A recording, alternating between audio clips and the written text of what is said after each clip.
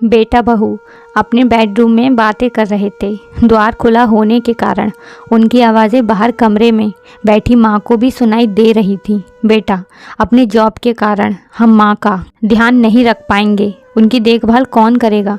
क्यों ना उन्हें वृद्ध आश्रम में दाखिल करा दें। वहाँ उनकी देखभाल भी होगी और हम भी कभी कभी उनसे मिलते रहेंगे। बेटे की बात पर बहू ने जो कहा उसे सुनकर माँ की आंखों में आंसू आ गए।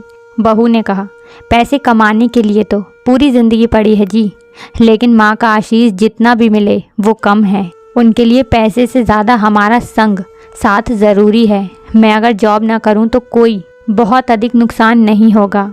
मैं माँ के साथ रहूँगी, घर पर ट्यूशन पढ़ाऊँगी, इससे माँ की देखभाल भी कर पाऊँगी। याद करो, तुम्हारे बचपन में ही तुम्हारे पिता नहीं रहे और घरेलू काम धाम करके तुम्हारी माँ ने तुम्हारा पालन पोषण किया, तुम्हें पढ़ाया लिखाया, काबिल बनाया। तब उन्होंने कभी भी पड़ोसन के पास तक नहीं छोड़ा। कारण तुम्हारी देखभाल कोई दूसरा अच्छी तरह नहीं करेगा। और तुम आज ऐसा बोल रहे हो, तुम कुछ भी कहो, लेकिन माँ हमारे ही पास रहेंगी हमेशा अंत तक।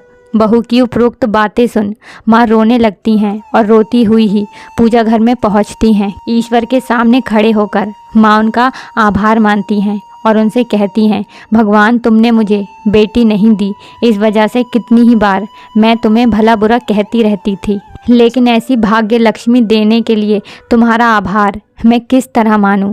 भगवान, जो ऐसी सोच की बहू मिली, तुम्हारा लाख लाख बार शुक्र है भगवान।